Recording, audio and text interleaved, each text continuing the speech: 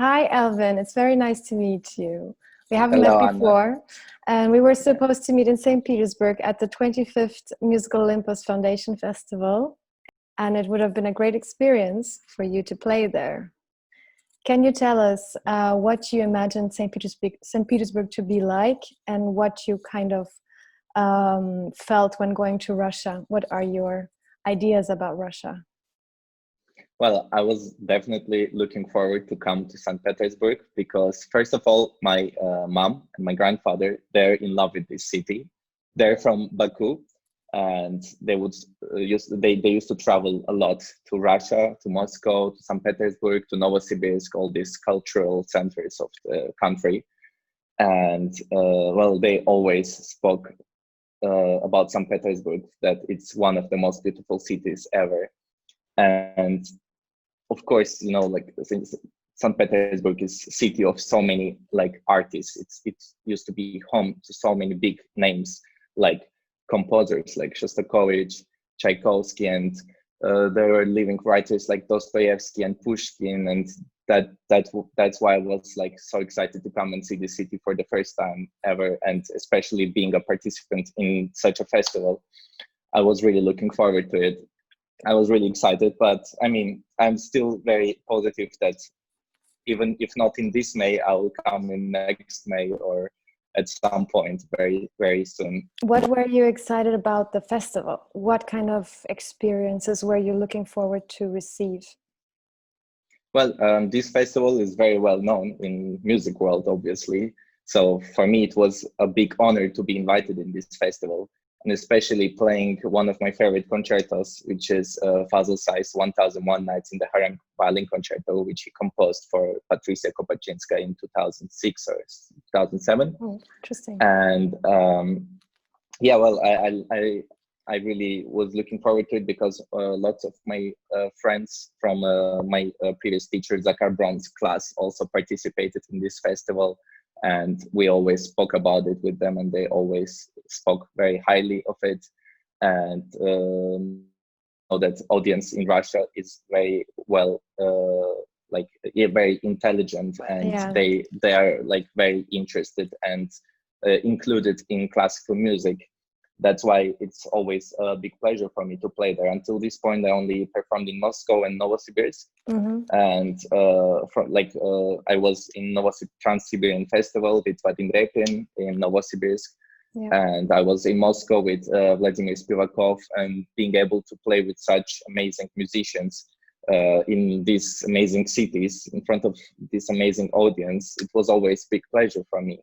Yeah. See which kind of artists are more being appreciated in Russian audience. Absolutely, it's And different usually to they're Europe. the ones different to Europe, very different. Exactly. In Europe, actually, it's an interesting thing you're saying. In Europe, it's a lot about being intellectual, you know. Yes.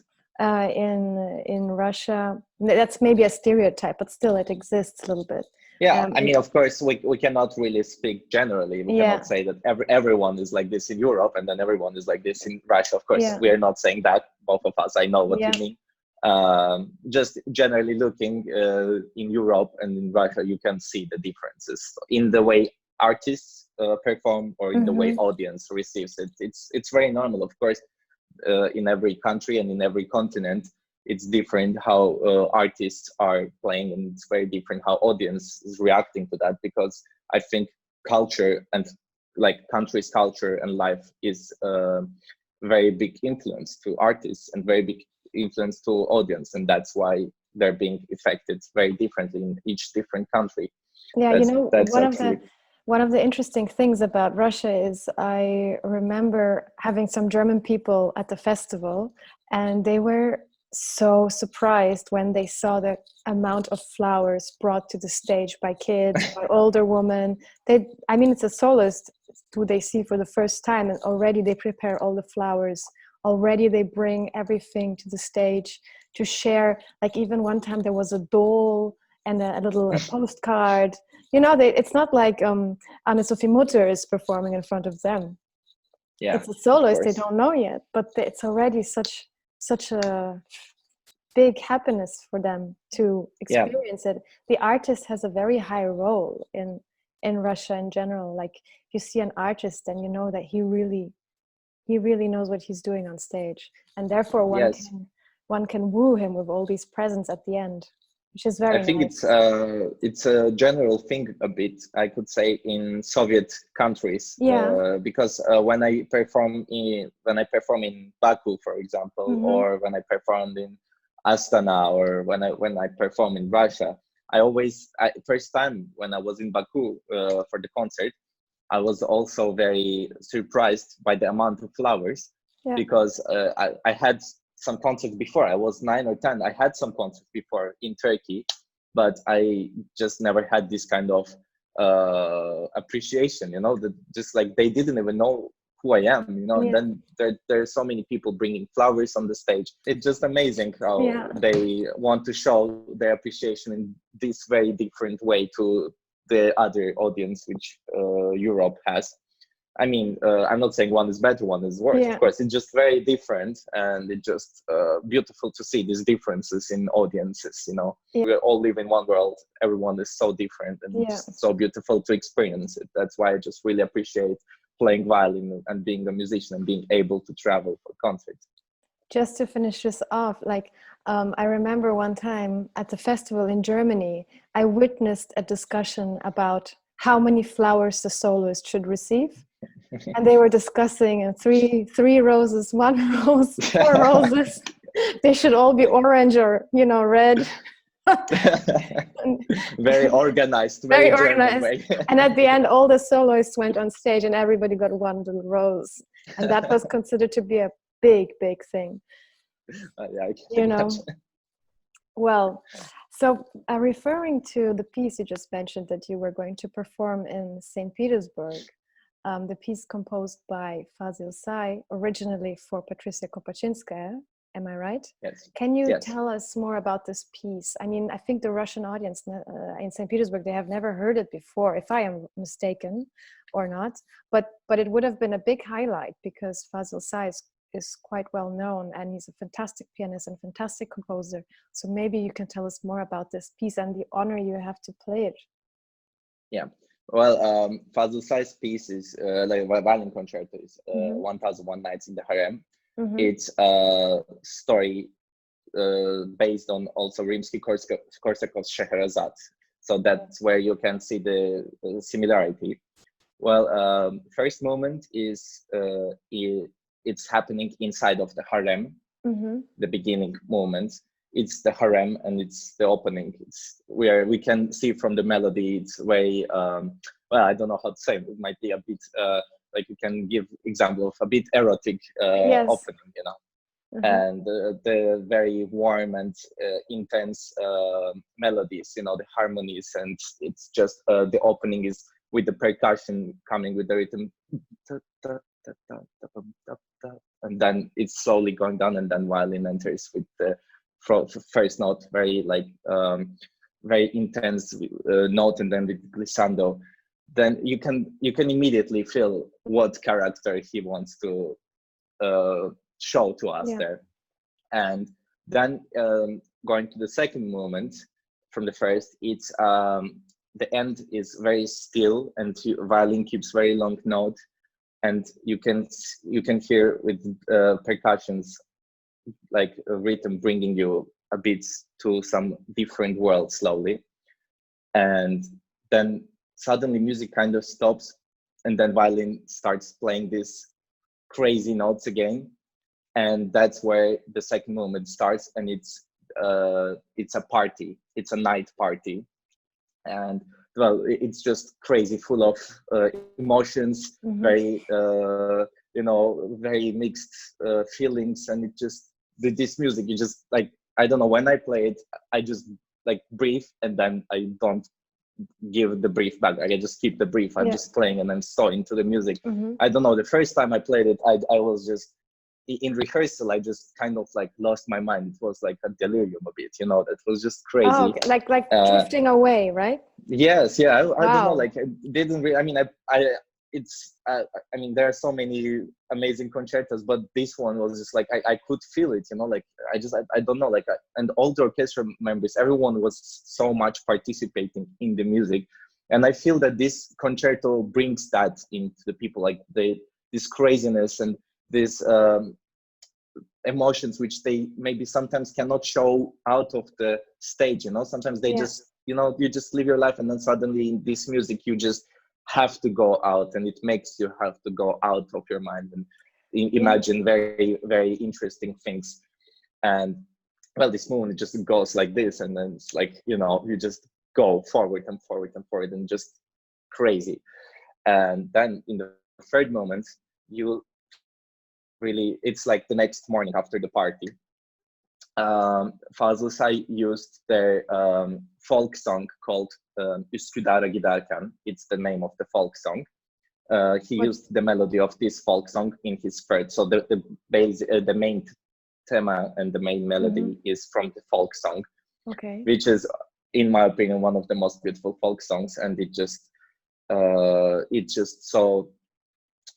it's kind of sad, and like you can feel the, you know, love, and you can feel these pure emotions there. And then when you translate it to English, the name of the song means when you are going to Üsküdar.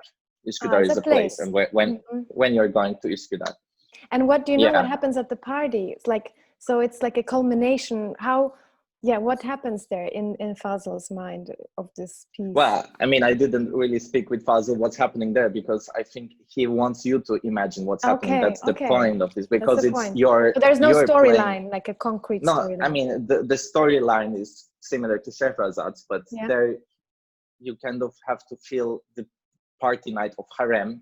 You would imagine that they're smoking there to get, you know, a bit high, you know, like to have this delirium, and, you know, the girls dancing for the guys. Obviously back then, I guess it was more normal, you know. And well, you have to imagine it, like when you're playing or you're the audience, it gives you the chance to imagine this night in your mindset, and that's the best part of it. That's why I really enjoy it, because you just, like when I play, maybe I imagine some very crazy things, and maybe someone else is imagining totally different things, but we are kind of speaking on the same language. And well, then this third moment is really starting very like with this peaceful melody and calm, and then it culminates to being very, very passionate, and it's become like you can feel the pain, and you can feel the like some will, like to achieve maybe the life or the girl you want, or something you are dreaming about. And then it's like screaming, and, you know, just very passionate. And then it slowly calms down the same way that it started. So like after second moment, third moment calms down, and that's how it starts. And then it culminates, and then it calms down in the same way it did in the beginning of third moment. And then there is this repeat of fourth moment is the repeat of the first moment in a way, just slightly different. It's kind of the ending, which is just telling about all what happened. You just breathe there again, and then understand like, oh, what just happened. Then just suddenly, because in the cadenza, the last page is actually, he wrote it as a cadenza. So orchestra is playing, but you can improvise there. Improvise. You're free to do what, like there's this melody which orchestra keeps playing, and for example, Patricia has her own cadenza there, which she's kind of making the bird sounds and nature sounds there on really high E string notes, and then just like trying to imagine the birds hitting the tree with their noses, you know, to make a like hole, or they're singing, and it's slowly going like this, and then suddenly it just stops. The music just stops, and that's the end. Sometimes, like for the audience, it's like, oh, what just happened, you know, like it usually takes 40-50 seconds to start clapping, because everyone was just, it just hits you that you were so into the music, and you were just so living there, and then it just silence suddenly, and you just don't even understand, you know. That's what I really enjoy about the ending, because usually, you know, in this kind of violin concertos, the endings are usually very effective and brilliant. And in this concerto, the difference is that it just ends totally unexpected way. Coming back to Fazil Say, in a way, you are very connected to him. You communicate a lot with him, and maybe he's also like a mentor for you. Can you tell us more about your relationship and how he has supported you throughout your journey? As I told you, I'm from a musician family, so name of Fazil Say was mentioned more than once, almost every day in my childhood. I would hear his name every day. My grandfather was a very big fan of him, and they were like very close, because Fazil was also teaching in the university, which my grandfather created with Ersin and I together. So my grandfather Ankara. In Ankara, Fazil Say was teaching in the same school. He was a piano professor there. What's the name of the school? Bilkent University Music Faculty. Bilkent University Music Faculty. So that's where they would, have. I mean, they were really close friends, and my parents also, they're closer age. Still, he's younger than my parents as well. But musicians, they are friends no matter what age they are. And well, I grew up listening to Fazil Say, and I grew up going to his concerts. And in 2010, we shared the stage for the first time. We both got awards. I got best young musician award in Turkey, and he got best musician award in the same year. And then yes, and we performed Bartok, Romanian folk dances. And well, that was the first time I actually shared the stage with him. And actually, since that day, he was always very involved, and in my life, he would always, help me out whenever I would need. He would support me in any way I need. And well, he was always very interesting to talk to. He has one of the biggest music knowledge and life knowledge and history knowledge. He's just very well educated person, and it's just always extremely interesting to talk to him and to be able to learn his ideas. And well, since my childhood, it used to be like, being able to talk to him and sometimes sharing the stage. That was it. But then since last 3-4 years, it became much more, because now I'm in the Chef Sanat Foundation, which was created by Berin Yoleri, and he's in the artistic department of this foundation. And I'm like a scholar there. I'm a scholar there. So they're like, well, we are around like we are mostly people, like students who are studying abroad. And well, like Fazil Say is like giving concerts with us, and well, we are getting like, especially like last 2 years, me and Fazil, we got to share stages so many times, and I got opportunity to play and record his concerto, and he was very involved in it, and he was supporting me. And well, sometimes we just meet when I'm in Istanbul, or when like he was in Hanover last month or 2 months ago, and we just met. I went to his concert. Before the concert, we spent half an hour, 1 hour talking, and he's always very curious how I'm doing. Like, he's always giving me tips and advices, what to do, what not to do. Like, whenever I have a big decision to make, I never make it without asking to him first. And well, that's how our relationship works with him. And I'm just a very big fan of him, and I love his music, and I just feel like there's this mutual respect to each other, and that's what makes me very happy to be able to speak with him at the same level. I have noted 2 more people who must have had a special influence in your life. You were talking already about your grandfather, Sarvar Ganiyev, right?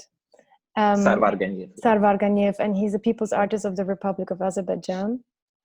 And he was a very famous violinist in Azerbaijan. And then he came to Turkey and also founded this school. And but an interesting man.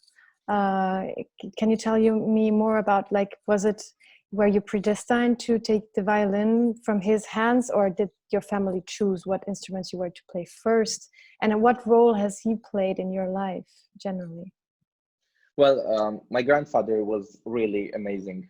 violinist, an artist, and a person itself, like himself. Like I don't know, just one of the most humble people I ever met is my grandfather.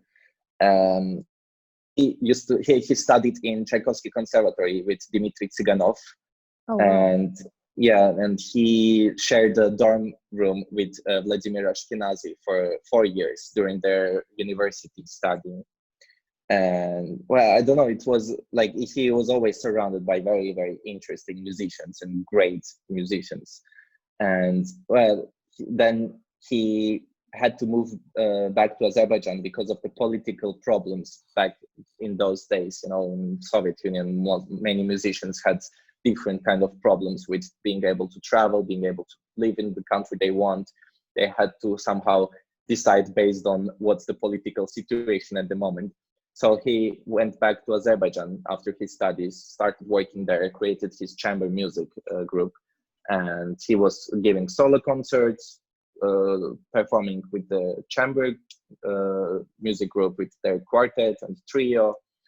And then at some point, when things got quite hard and difficult in Azerbaijan, first he moved to Egypt and he created an orchestra there in Egypt. Are you serious?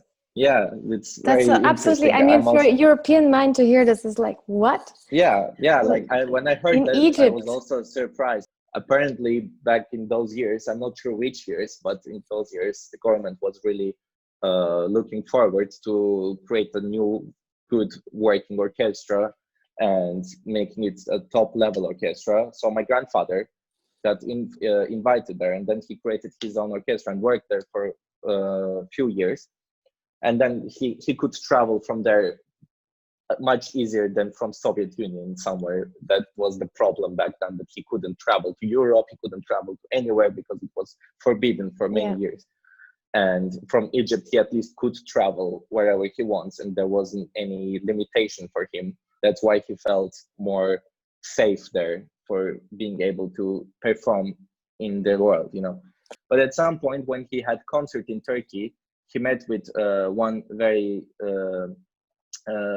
classical music interested businessman, actually doctor, İhsan Doğramacı, and he invited him to found a new classical, like a new faculty, like new conservatory, and a new orchestra, which is Bilkent Symphony Orchestra. It still exists till this day. It was founded by your grandfather? Yes, it was funded by my grandfather and one pianist, Ersin Onay. They made it together. Amazing. It's considered to be a very good orchestra. Even it is a Europe. very good orchestra, and they travel a lot in the world, and before it was even more, they would go to even Asia tours, like Europe tours all the time, and it was like really well functioning orchestra. And they are the first people, like my grandfather and that Ersin Onay, the other pianist, the other musician, which is amazing pianist. He's like one of the best teachers in Turkey till this day. They first brought the system for the kids that you can start studying in music school from the first grade, because in Turkey it used to be from the 6th grade. So you could start musical education only after you were 11 or 12 years old. And they brought the system that you could start when you're 6. And that made a huge impact on the musicians now in Turkey. All of us who studied in this new system, thanks to their influence, thanks to their knowledge about it was like Russian system, that, you know, also that you have only one school. You don't have to be in music school and in different school. But you are in a music school, and you learn there everything. You have your mathematics, you have your everything, and then you have also your musical education. The main point, of course, is musical education, but it doesn't mean that you are lacking the other lessons. You also have the other lessons, and it's a full functioning school. And that's how it started. And then, like, so many amazing artists are from that school.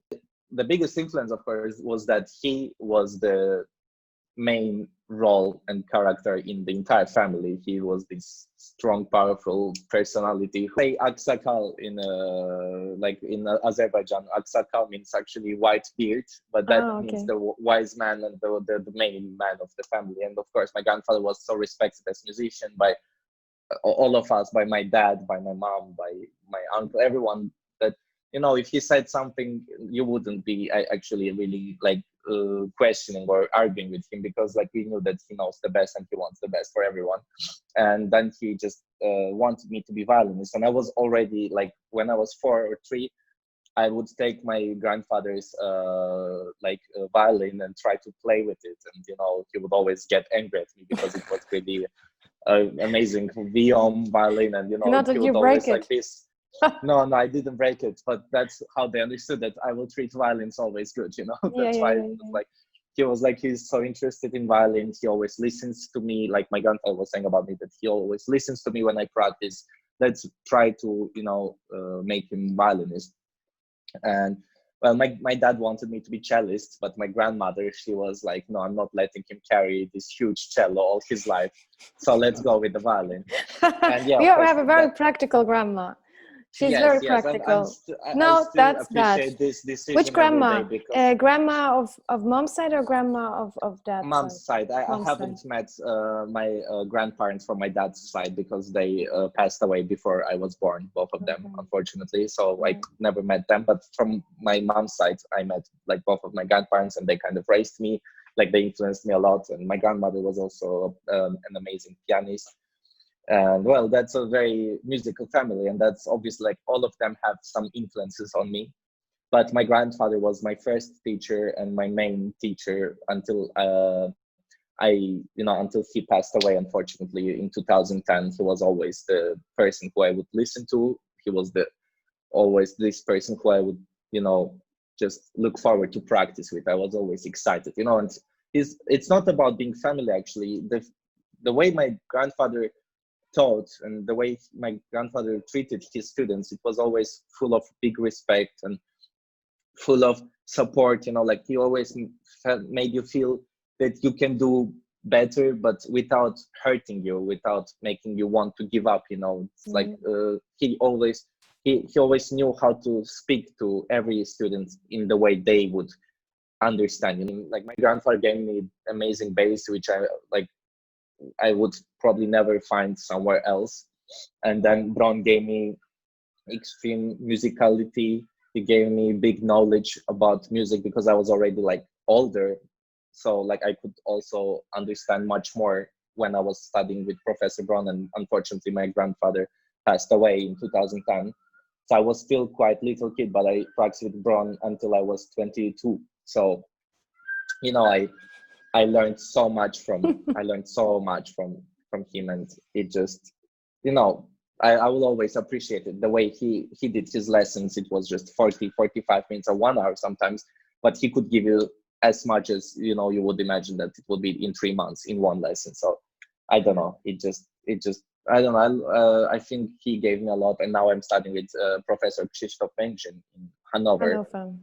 And it's just totally different world and totally different knowledge. And now, like, again, like I'm just so excited when I'm having lessons with him, because, you know, every lesson I'm just like, it's my 4th or 5th month now, and obviously there is this lockdown, so now we're having online lessons. Before, like first 3-4 months, we had normal one-on-one lessons. It's always, you know, just so amazing to like I was with like literally one particular school for so many years, and now I'm learning something totally different in my opinion. Coming to the next part, you have participated in many competitions, and in 2019 you won the Grand Prix at the Vienna International Music Competition. And before that, in 2018, you also, I think, you got the gold medal at the Berlin International Violin Competition, right? Or similar name. And before and after, you're still planning to participate in competitions. Tell me, how does a competition help an artist as yourself, and what have you learned from it? Well, like when I was a little kid, when I started, like my first competition was actually in Moscow, I think it was called Ученики и Pedagogi, so meaning like students and teachers competition. I'm not sure about them, but that was the name. I think Kravchenko was the president of jury, Sergei Kravchenko. And well, in that competition, I really learned for the first time that there are another kids also playing quite good, like, because when you're just when you're 8 years old, you just play, and then there are like also other students, but you play football, you enjoy your time, and then you just go to the lesson with your grandfather. And suddenly you come there. Practice, and then you suddenly come there, and then like, you see that also there are so many kids on your level and stuff. But I didn't see it as a bad thing. I saw it. I was so excited, actually. Like I saw for the first time that there are so many talented and nice kids around, and we all were so friendly. There wasn't this negative competition thing ever in my life. I don't remember any competition which I participated that it was stressed or it was negative or something. Somehow, even when we were 8 years old, we all became like colleagues, like we were all there just making music, and I won that competition. Like I got first prize, and that gave me such a big impact, such a big motivation to work more and to achieve more. And then it was like I was just 8 years old, but imagine how it can affect a little kids to go to some competition and win or not. It doesn't really matter. Just to see this world from this kind of perspective and to be able to share stage with so many other kids. That was very important for little kid age. But then as I started growing up, I went to Wieniawski-Lipinski competition. I got second prize there. It was the first competition where I didn't get the first prize, but I was already second. And my very close friend, Monet Hattori, which is amazing violinist, got the first prize. And we were just 11, 12 or 10. And that was like, I remember I felt disappointed, I actually felt very disappointed that I didn't. Like I was a bit mad at myself, but there was nothing negative about it. I still somehow learned there that also sometimes you lose, sometimes you don't get exactly to the goal which you worked for, but it doesn't mean that you should give up. It means that you can even, like, you should try more. At least the lesson it taught me always, whenever I won it or lost it or didn't achieve anything I wanted, anything close what I wanted, it always somehow taught me to fight for it more, to give much more from myself to this, because I realized this is the world which we are living in, and there will be always a competition, and nothing is perfect. Yeah, and also nothing comes for free, like nothing comes from doing nothing. No, you always have to try and work hard. And, it's really important to learn this when you're a little kid. It's sometimes it hits you when you're older, but it's very hard to change your habits. In every competition, I somehow learned different things. It's all different experiences from the age. It just changed. I went to Shanghai Ice Extern competition that was my last competition. I was already 18 years old, and I was competing there with Sergei Dogadin and Mayu Kishima and Richard Lin, and I was 18 years old, and it was in and they were much older, right? Yeah, I mean, Sergei was already like 30, I think, and well, I was 18. Mayu Kishima, the girl who won the first prize, she was also a bronze student. She was 32. It was her last competition she could ever compete in, because then she was too old to compete. The age limit is 32. Age brackets, yeah.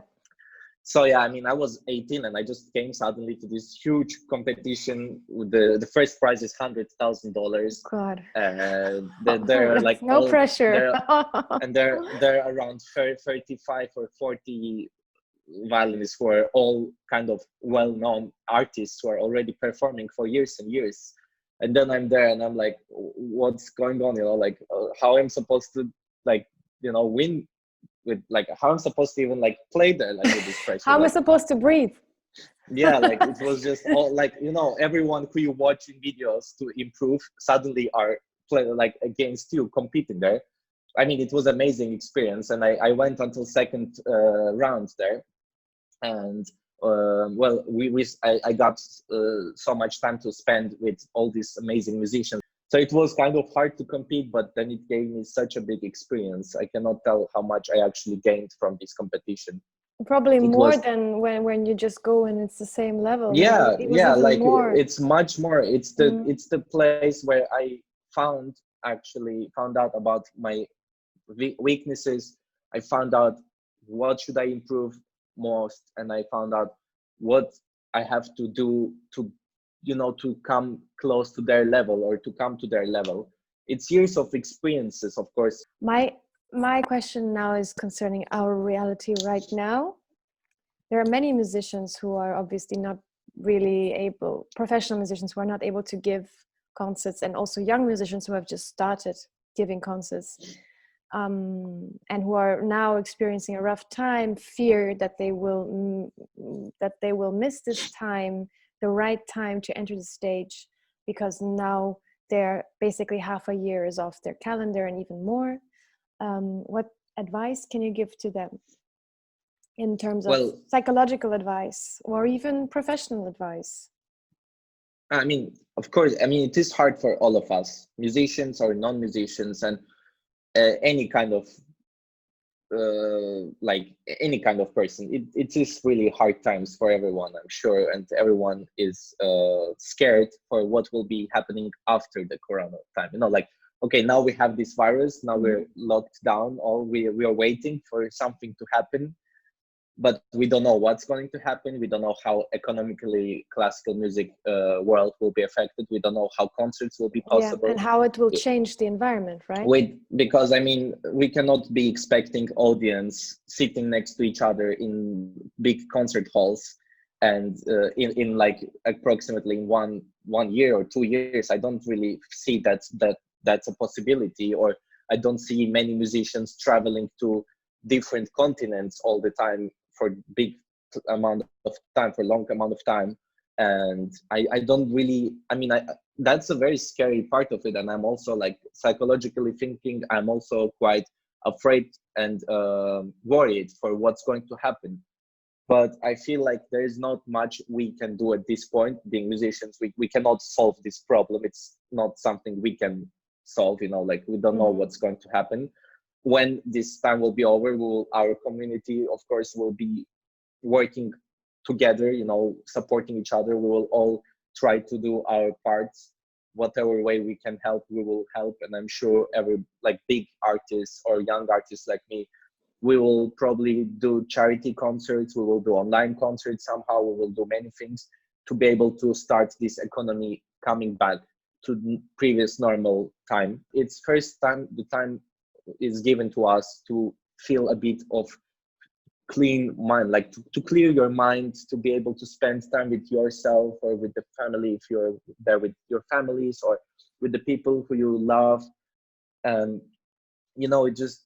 it's for the first time in the world, in our modern world, in the 21st century, that world actually has stopped in a big way. It stopped. Everyone is home.